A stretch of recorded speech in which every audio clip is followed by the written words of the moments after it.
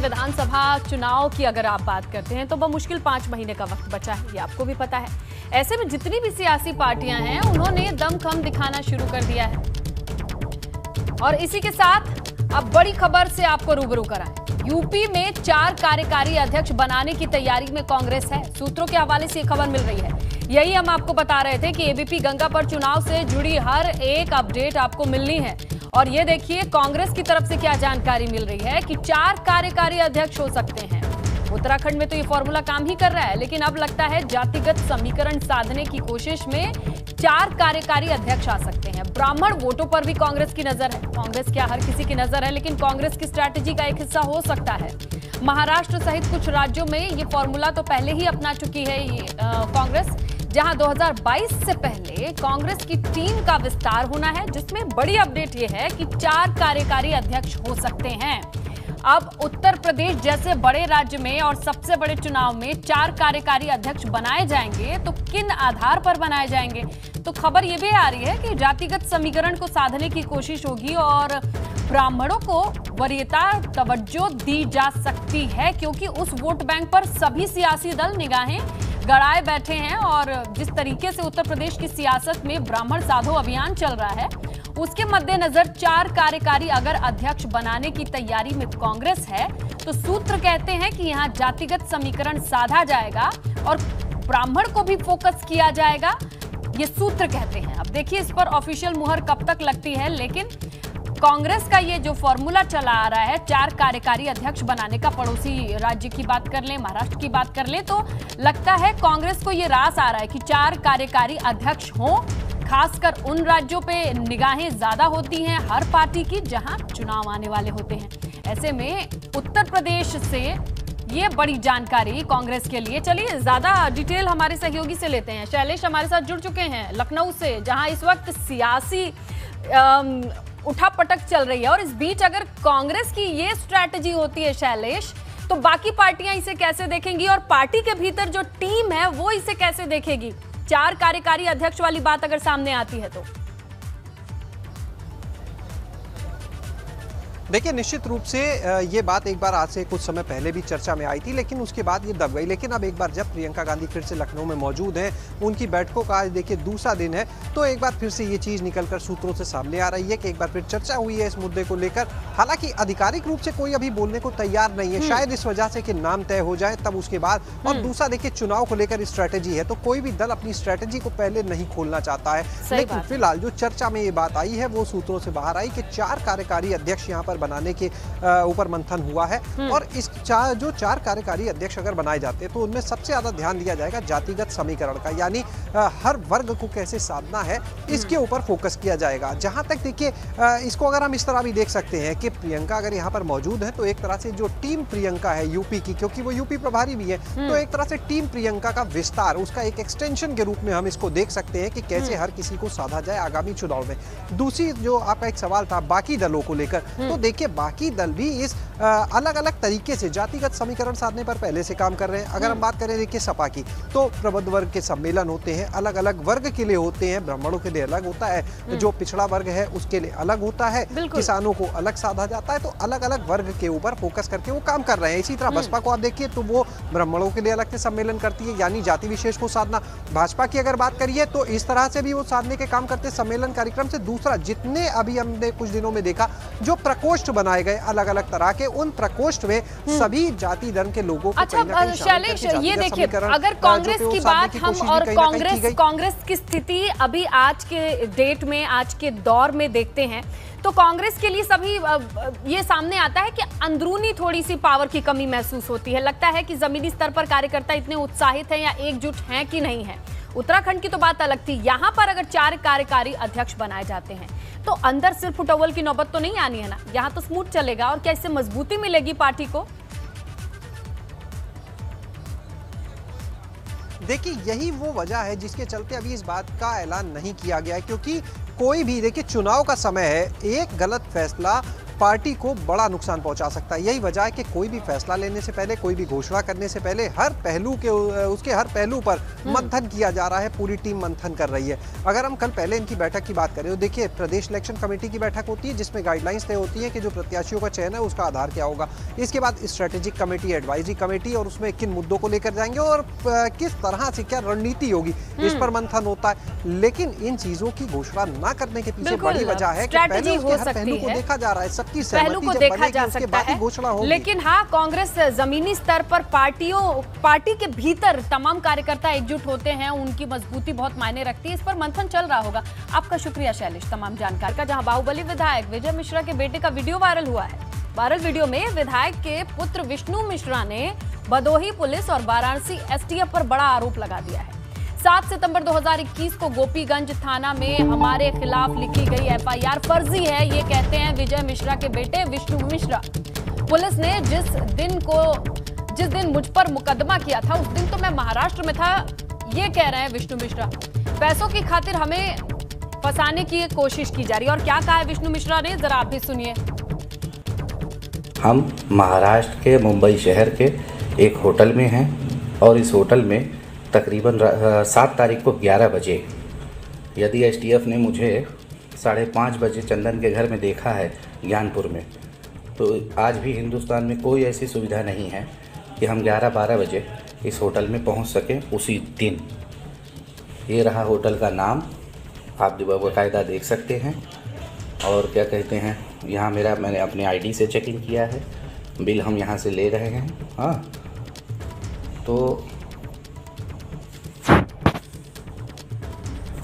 हम होटल का नाम अगले फ़ोटो में दिखा देते हैं। यहाँ से जब चेकआउट करेंगे उसका भी वीडियो देंगे, बिल लेते हुए का भी वीडियो हम अपना खींच लेंगे, और यहाँ पर कैमरा लगा हुआ है।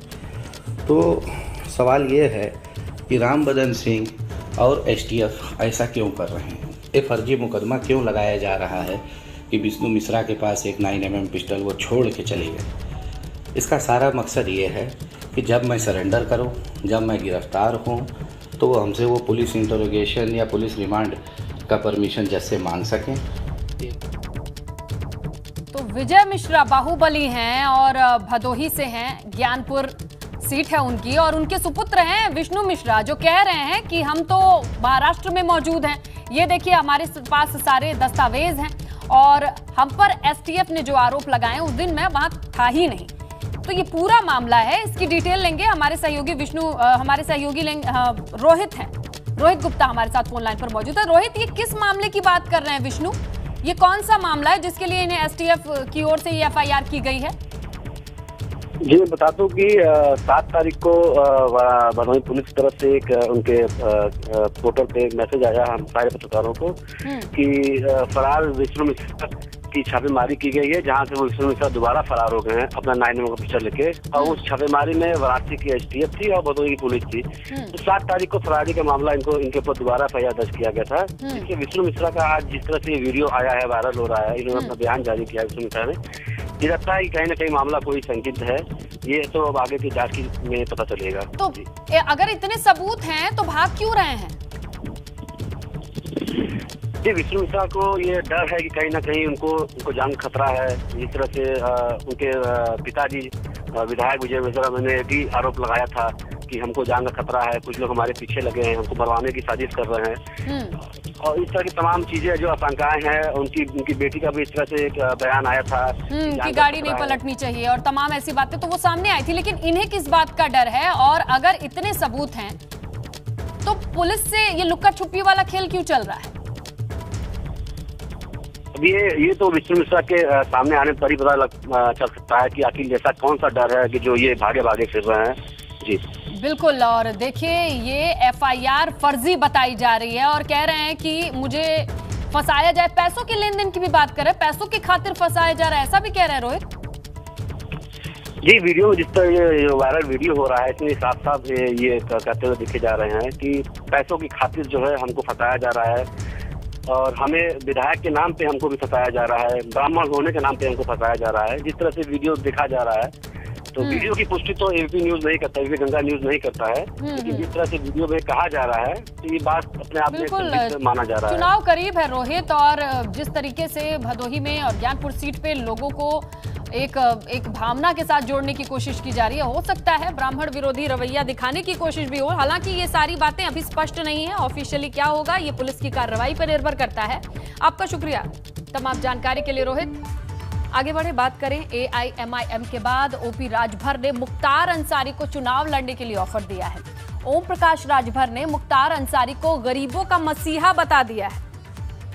क्या मानते हैं? विधायक हैं और क्या मानते हैं?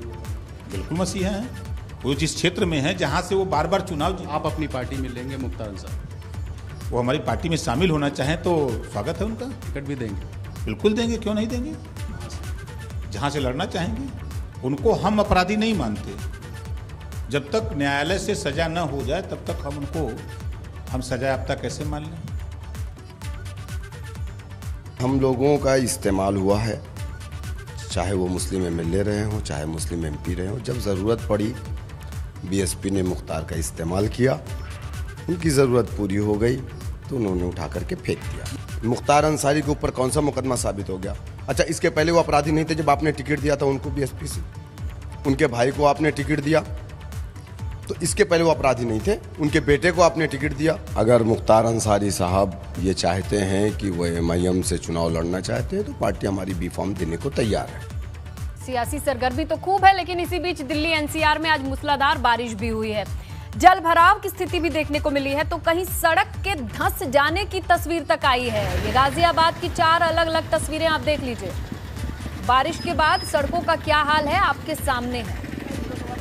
एक तरफ आप देखिए इंदिरापुरम गाजियाबाद की सड़क की कंडीशन, दूसरी तरफ कई ऐसे एरिया हैं जहां पर गाड़ियां तक फंस जा रही हैं, इतना पानी हो चुका है।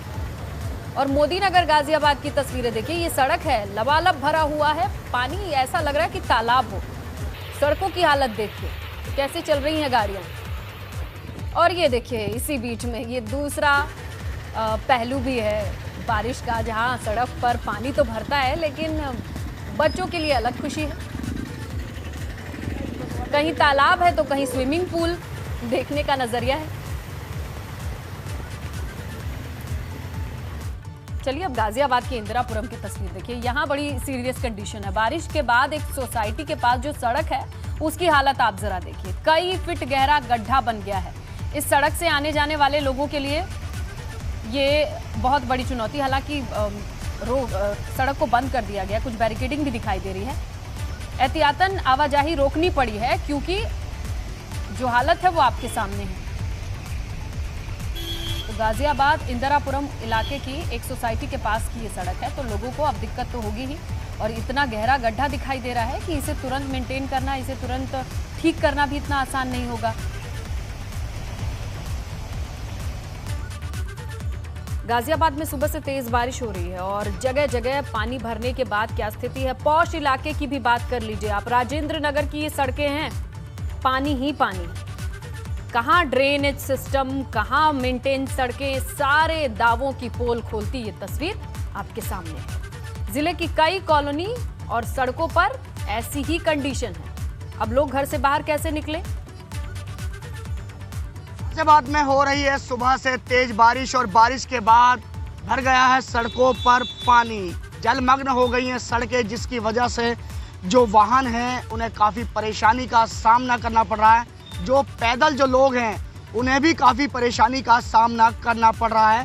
तस्वीरों में आप देख सकते हैं ये सड़क है पौष इलाके राजेंद्र नगर की, जहां पर थोड़ी सी बारिश होते ही किस तरह से यहाँ पर पानी लबालब सड़कों पर भर जाता है। वहीं चारों तरफ की अगर हम तस्वीरों की बात करें तो चारों तरफ की जो तस्वीरें हैं वो यही तस्वीर बयां कर रही है कि चारों तरफ पानी ही पानी है। मौसम सुहाना जरूर है, गर्मी से राहत जरूर मिली है, लेकिन बारिश के चलते लगातार इस पानी की वजह से जो पानी भर जाता है उसकी वजह से लोगों को काफ़ी परेशानी का सामना उठाना पड़ता है। लगातार आप तस्वीरों में देख सकते हैं कि किस तरीके से लोगों को परेशानी का सामना करना पड़ रहा है। सुबह का वक्त है और सुबह के वक्त जो लोग हैं वह अपने ऑफिस जाते हैं और ऑफिस जाने में किस तरह की परेशानियों का उन्हें सामना करना पड़ रहा है। अब तो कहीं ना कहीं लोगों में रोष रहता है, लोगों में गुस्सा है नगर निगम के चलते कि आखिर नगर निगम कोई ड्रेनेज सिस्टम क्यों नहीं बनाता और ताकि इस पानी से उन्हें निजात मिल सके। गाजियाबाद से एबीपी गंगा के लिए मैं शक्ति सिंह। खबर रामपुर से है कि एक छात्रा से अभद्रता का मामला सामने आया। एक शिक्षक पर आरोप लगा है कि शिक्षक दिवस के मौके पर सेलिब्रेशन चल रहा था और इसी बीच शिक्षक ने छात्रा के साथ अमर्यादित व्यवहार किया है और इसका एक वीडियो भी वायरल हो रहा है।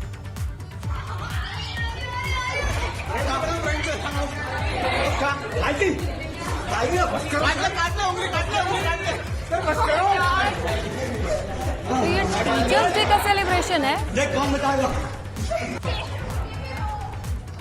और ये मास्टर जी हैं। खैर अब तो सस्पेंड हो गए हैं, आगे कहीं नौकरी मिलेगी कि नहीं मिलेगी इस वीडियो को देखकर अंदाजा नहीं लगाया जा सकता है। वैसे लगाया जा सकता है। ये वीडियो अब वायरल हो रहा है कि टीचर्स डे का सेलिब्रेशन था और ये कैसा सेलिब्रेशन है। ये टीचर हैं और ये जो जमीन पे नजर आ रही हैं ये इनके स्टूडेंट हैं। रामपुर से ये वीडियो वायरल हुआ है।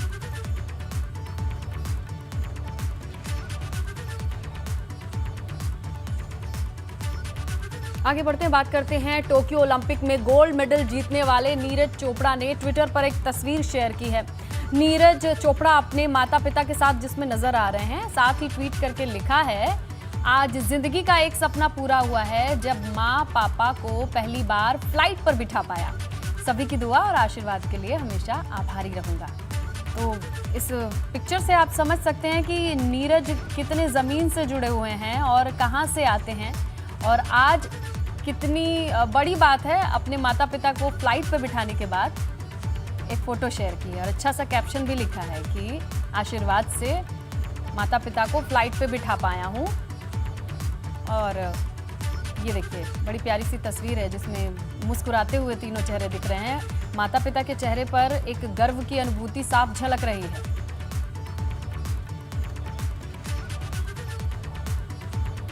लखनऊ से बड़ी खबर मिल रही है। सुरक्षा व्यवस्था को लेकर एक्शन मोड में है पुलिस। जहां चौराहे हो या बाजार, इस पर पैदल गश्त की तैयारी चल रही है। लखनऊ जोन के एडीजी से लेकर पुलिस कमिश्नर और एसपी अब पैदल गश्त किया करेंगे। थानावार अपराध के लिहाज से हॉटस्पॉट को बनाया, चिन्हित किया जाएगा, देखा जाएगा। उनको मैप करने के भी निर्देश मिल चुके हैं। डीजीपी मुकुल गोयल ने ये आदेश दिया है, ये निर्देश जारी किया है कि बस स्टैंड हो, रेलवे स्टेशन हो, शॉपिंग मॉल या फिर पार्क, ये पब्लिक प्लेसेस, सार्वजनिक स्थान जहां भीड़ भाड़ ज्यादा रहती है, वहां रात के समय पुलिस अधिकारी गश्त पर जाएं, खुद देखें व्यवस्थाओं को। तो हर लेवल के जितने पुलिस ऑफिसर हैं उनको ऐसे पब्लिक प्लेसेस पर जाना होगा और उस पर भी स्टार ये लगा है कि जो हॉटस्पॉट हैं, जहां पर अपराध ज्यादा है, वहां पर खुद खास निगाह रखें, जमीन पर उतरकर देखें अधिकारी।